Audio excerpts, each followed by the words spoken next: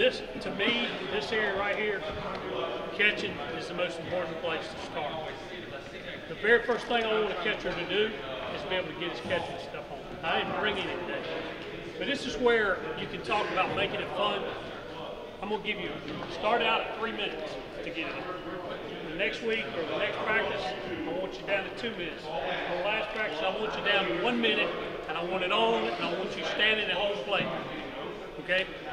And I get so frustrated because the kid will come into the dugout, and it doesn't matter. The last 2 years I've been coaching college kids. And invariably, I got him, he's looking for his helmet one place, he's looking for his shinny somewhere else, his chest.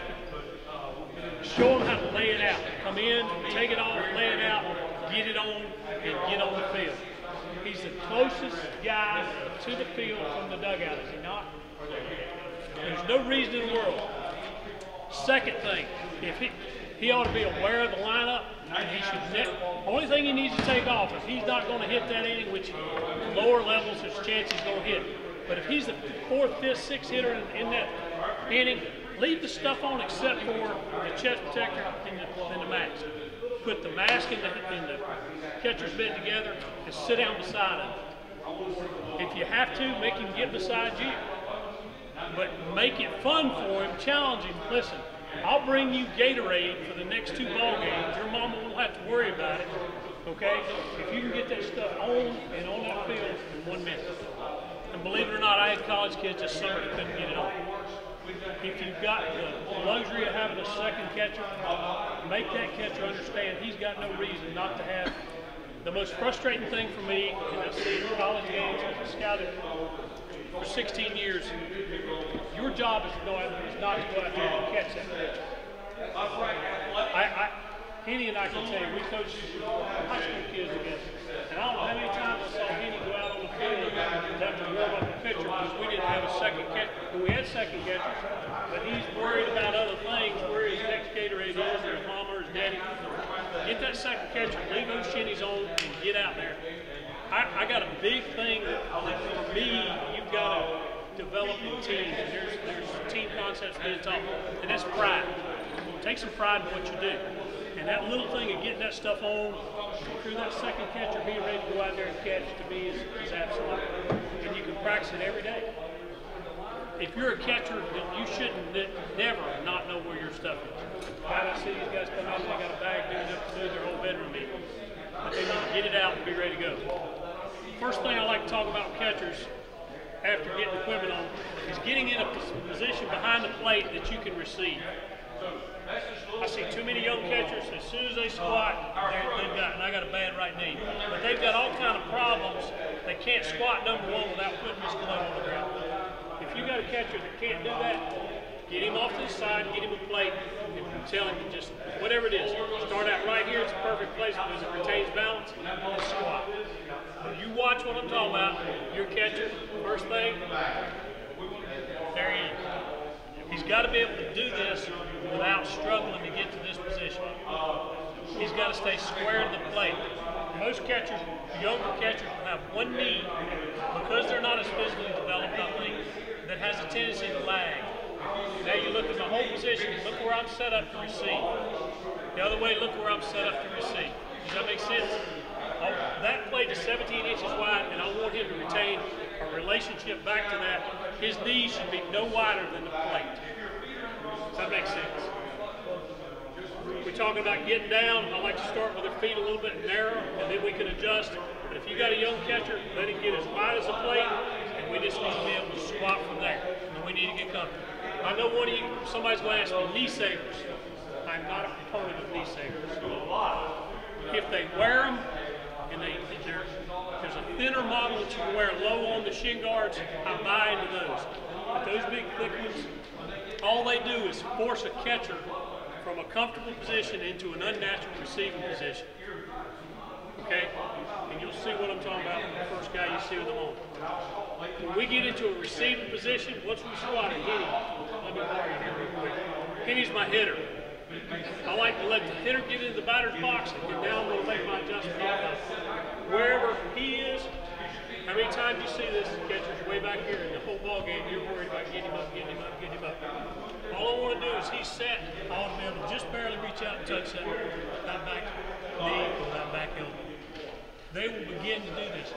If you have to, put 3 or 4 chalk lines down there. I never will see behind that last chalk line. You're dealing with younger guys, but that's the position we want to be in. Square to the plate, no further than that to receive. Never.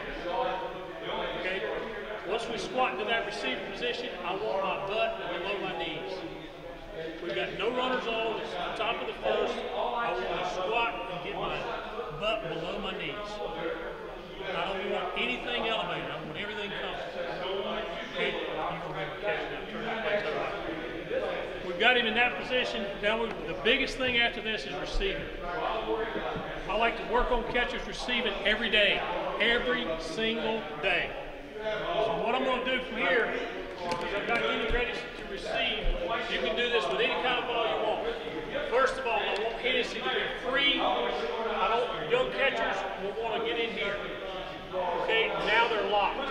They cannot work this semicircle. We want to free this out. We want to set it at our knees. I can take the tallest guy in this group and stand you at home plate, and his glove at his knees is the low strike. Watch your catchers. What do we call that? That sort of Becker high fitness ball. Every one of them's going to do it. I don't care. Even at the college level. We've got to get him to feel this right here. Now we're going to work a semicircle. So I do it just a dry ball drill. All I'm going to do is get right in front of him, and I want him to take his hand to where the ball is. Take his hand to where the ball is. Okay? Now, he's telling me what I need to teach. If he didn't get to this position here on this pitch on the inner half or away from the right-hander, he's got to learn to receive this ball and be shaking hands with him. Okay? He's got to pitch in on the right-hander, away on the left-hander. He's got to learn to catch the outside of the ball there. Pitches up in the zone, he's got to learn to catch the top half of the baseball. Pitches down in the zone, he's got to learn to thumb it up. Okay? Notice his thumb's below the ball, boom. Then this just works right back up. All right, once we've got him to feel that by doing it, okay, I want to let him preset his hand. I want you to preset your hand on the pitch right there. And all I'm going to do is just boom. Okay? Boom. Boom. All right? Don't fuss. He caught that baseball. I don't like the glove on early because I can see what the hand's doing. Boom. All right, now I'm going to turn right around. I'm going to go the pitch away. Just give me a couple of hits. All right? He's got to work and learn to feel this. Boom. Perfect. His hand was in good shape. Boom. Boom. Once we put the glove on, he's going to catch that. So don't worry about it. Was his hand in the right position? The high pitch. Okay? We're just going to learn to catch on top of this baseball. Notice, Kenny made a comment down there about playing the piano. Has anybody got a glove with you? It's all right. Don't worry about it. When we catch, if you get down, Henny, just like you're going to receive the pitch right down the middle. I got Mike right here. He receives this pitch. We want to catch this ball and notice what his fingers are doing. We want to play the piano. Okay? We've got to teach young catchers a phrase that I have heard ever since I've been working with catchers. Stick it and show it. Now that doesn't mean that we go get the baseball. We want to catch the ball always with a flex elbow, but we want to stick it there. We don't want to have a catcher that everything is catching too deep to his body. Do me a favor, be my umpire. Okay, hey, catch this ball real deep in your body. Okay, boom, that's my fault. Catch it real deep. When he catches that ball that deep to his body, you don't get a good visual of it, do you? Okay, Kenny's going to take the same pitch and stick it and show it. You get a good visual of that one. If there was that split second doubt in his mind whether that was a ball or a strike, he can take that second look down. Does that make sense? Now, if you watch some big league catchers, you got a totally different animal behind that guy. He sees that pitch through the zone all the way. He doesn't miss it. He's paid a whole lot more money than the guy doing your jobs, who's already done 3 before he gets to your game at 4 o'clock. Okay? So he's tired, he's hot, he's angry, he's already been fussed at, going from one field to another. We want to do everything we can to allow that guy to see pitches. All right? That right there, you've got to have a catcher that's going to catch the baseball. Now, what about the balls that's all over the place? If you got a pitcher on the mound that can't throw it around that plate, quit fussing at Johnny behind the plate. It's time to go make a pitching change. You got to catch that. You got to catch that. No, you don't. If he threw it up against the backstop, what did you want me to do? Climb the ladder, coach? I want you to go catch what? Balls around the plate. Give us a chance for those balls to be strikes. Kenny, one more time. This ball's going to be swiped off the plate to the outer half from the right-hand hitter. Kenny's going to get there, and I want you to watch his fingers. It's off the plate, he catches it there, and there it is. That's all we're doing. It has nothing to do. You see these young catchers ago. You see them all the time, don't you? Don't let them do it. The only thing we're going to do is catch this ball in a manner that we turn it back towards where? Home plate. Okay? Notice, going back to what I said, watch hitting here. All right, same pitch. Let your elbow get up here, hit it. Catch it this way, turn your glove. Now look at this. Where's this ball going? Out of the strike zone. Anytime I use this term with hitting the other night when we were talking, catcher's got to stay attached. Watch how his elbow stays attached to his body no matter where the pitch is. He's attached. He's attached. He's attached. If this elbow gets outside the plate, he's going to pull it out of the zone. The toughest receiving pitch for a young catcher is the pitch down in the zone. Okay? If he cannot understand thumbing it up, just tell him to always get the glove under it. Does that make sense? We want catchers to thumb this ball up. Okay, here he comes, boom. That's what it's going to look like. But if he struggles with that whole idea of getting his thumb under, then just tell him to get his glove under. Boom. Okay, we'll let Blue worry with that. Because what is a catcher's primary job? To catch. Not to retrieve balls, not to block balls, but to catch. Call them touches. Okay, yeah, Labradors. All right, we want to work next on the next most important part of your game, and that's throwing. What I have learned is catchers, stand up with me, your knees are down there. Catchers struggle to throw because they never find their front side. Now you guys understand what I mean by that? If I'm set up here, second base is there, third base is there, but we still have to learn the lower half footwork. First base is there. We want our throws made where? Back to the middle of the field. That's what's going to keep runners out of scoring position. You get to all the pickoffs and stuff later. I'm not covering that today. We got to teach them to throw that way. If we got a catcher who can throw that way, I'll guarantee he can throw this way. He can throw behind a runner here, or he can pick a runner here and throw to a guy that's going to steal third base on him. The biggest thing we got to do is teach him to find his lead side. Most young catchers, this is as far as they get. Now, second base is there, where am I? What part of my body am I leading with? My chest. The only thing I got left to throw with is this little string hanging out of my uniform. So I do a drill. And if you notice, I like to do drills, start. Get on that side of the plate, hit it, squat. Okay, you're going to second base. Let's say second base is down. Anyway, let's turn around so it's real this time. Second base is against the wall. Okay, so you're going to get on this side. So and I got the glove right here. Squat. I like to do two things. Take the glove off. No matter what anybody tells you, and there are some theories out there, and I was lucky I kept my job after that when I was with the Orioles. We had a catching guy who talked about everything's got to be great to throw in hand. Boom. And I won that argument. We want to have, we're in a throwing situation. A couple things got to happen. Our tail comes up. Yeah. Your left hand. His tail comes up even with his knees or slightly below. This thing of trying to get him up too high, you talk about that athletic position. Term I use is gap, good athletic position. Let that catcher tell you where he's the most comfortable, okay? All I want to do now is I want him to feel his lead side, but I also want him to feel receive and get it into his throwing hands. So all I'm going to do is I want you to catch it. He's coming. Boom. All right, boom. I got him there. I got him where his catch Cover. We need to make an exchange in line with our eyes. Does that make sense to you? When I'm talking about the exchange, if I do this, where's this exchange from? Is it in my eyes? How many times do you see your catcher go and the ball's on the ground? Same thing with your shortstop has a tendency to do that. So we want him to catch an exchange in line with our eyes. Okay, now I want him to feel his lead shoulder going to second base. Is he in that position now? Yes. So now I'm going to let him catch, cover, exchange, and throw off of one gain step. So he's going to catch, cover, exchange, and throw. There he is. He's felt his lead side directly in line with his target. All right, now, once I get him to feel that, now let's get behind him. Now I got to let him tell me what he's going to do with his feet to get there.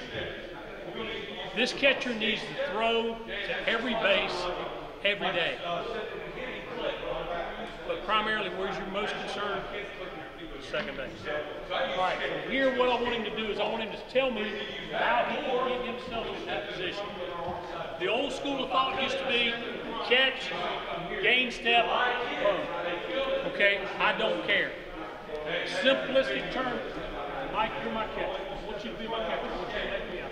When we quarter turn to that power position, stop, do it. Go. Quarter turn power position. All right, did he get there? Now I want you to make a quarter turn and gain some ground to that position. Did he gain ground?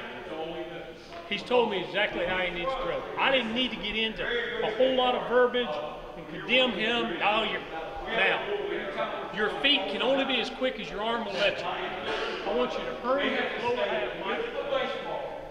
I want you to go as fast as you can and stop in that power position. Go.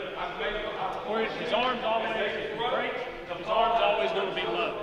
How many of you remember Rick Dempsey played with the Orioles for years? When Dempsey came up, they said the guy will never catch. He's got too long arm circles. Okay? Catchers need to learn to catch and break across their chest for a shorter arm circle. How many of you guys, some of you are old enough to remember, you got to throw it from right behind your ear. Well, the only thing you do right there is talk on the phone. There has to be length to allow you to have leverage. Okay? Short wrench, can't get the bolt loose. Long wrench comes off, doesn't it? We want leverage. All right, so now I'm going to work on Mike on getting to that leverage point. All right, so now I'm going to just, his feet are telling me he's okay. Quicken your feet as fast as you can go, son. Go. Boom. All right, break your hands this time. I'm 48 years old, bro. Come on, man. I want you to do that fast. You're 8 years old. Boom. Side.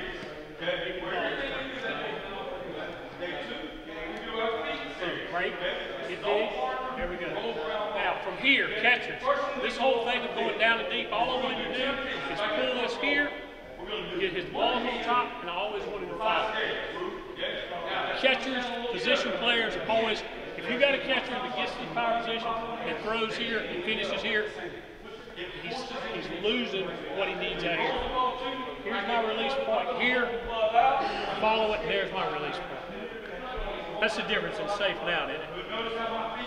You've got to get a catcher that will follow his throw.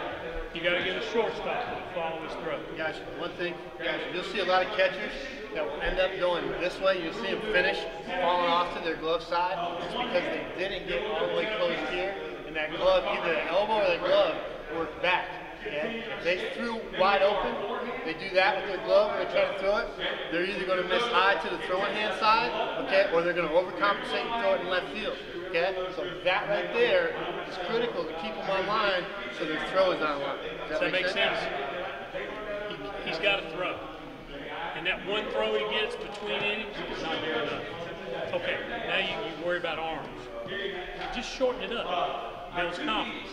One of the things I used to like to do with young pitchers, we're throwing 90 feet. To feel your hand go to a spot, start up throwing 70 feet to a spot, 80 feet to a spot, 90 feet.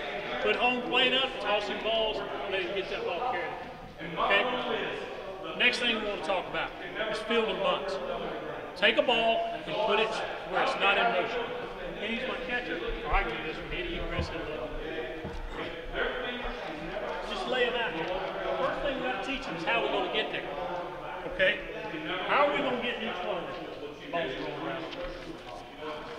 Okay, if I got a ball down the line, I I've got to get my body in position to throw to one base, first base. So from a squatted position, I'm going to come out and I want to get my tail. I want to circle this ball. I want to overstep it. This is a key point. Do not, unless this ball is still, we never go with it with a bare hand. It's always a break. Okay? But what that does is, that's the only adjustment I got to make to throw to first base. And if I overstep it far enough, I'm probably, now you're dealing with younger guys with less arm strength. If they need to, what do they do after that? Crow hop. Everybody know what a crow hop is? That ball down the line, I've got to get around it. Anything down here, I can come straight out to it. I can come straight out to it. I've got to set myself up in a throwing position based on the ball. Down the first base line, if it stays on the line, they got to get separation between who? Them and that runner. So I can go one of two ways. Let the kid tell you which one they're most comfortable with. I was always more comfortable because I was also a second baseman. This ball down the line, I got it, but I was always inside because that was a natural move for me. But some kids are better off outside. So I've gained ground, got separation between the runner and me by going outside. We can't. The best statement I ever heard is players aren't trains. They don't run on one track. You know that. They're going to go in 1,000 different directions. It's not Billy Ripken, Cal Ripken. One made the backhand one way, the other made it the other way. Both played in the big leagues. Was one any more right than the other? No. Does that make sense? So don't let a kid tell you what he's going to be able to do naturally without you getting. So this is that fun part. When you look at a kid and say, you can't do it that way, what have you told that kid? You know, you tell your wife that, you might be looking somewhere else to live. Okay? You gotta understand these are youngsters that we're dealing with, and when you allow a kid to let his athleticism, if there's some key words in this whole thing today, athleticism, make it fun. Let his athleticism, is he better off to get to the ball and back off and be inside, or does his natural momentum let him take a gain step into foul territory and throw that way? Okay? Blocking. Blocking is easy, okay? Because all I want a kid to do is to understand three things. Try to keep the ball from getting past you. That's all. Don't let a ball get past you. Now, Penny and I were doing a camp one day, and all my life I heard, you got to get your shift side shoulder around it.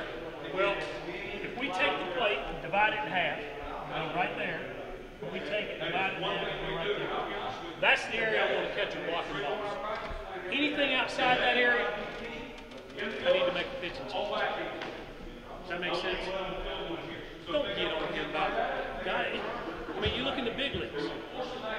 To me, the three greatest catchers you can think of is Yogi Berra.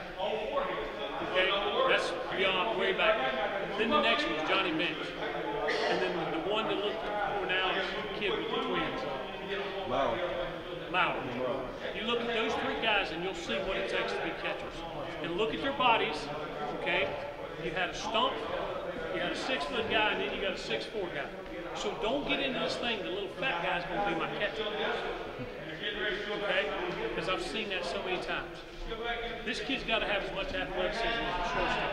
But from here, all the kid's got to do is learn to get off of this backside. If this pitch is here, we're just going to shift there. We're just going to shift there. The next thing I want to talk about is to make that comfortable. Minor league baseball, you know how we work on that with the fungo. You think I'm going to take with the fungo bat and get short hops? You think I'm going to take a 9, 10, 11, 12-year-old kid and start fungoing balls? Take a softy ball, start there, tennis ball, and just make him feel it. The one thing I want you to emphasize is we got to cover that hole. We need to get the throwing hand out of the way. Quickly going back to throwing. Let a kid find a place where he can protect the hand, but it's still close enough to allow the exchange to occur in here. Okay? Anybody got any questions?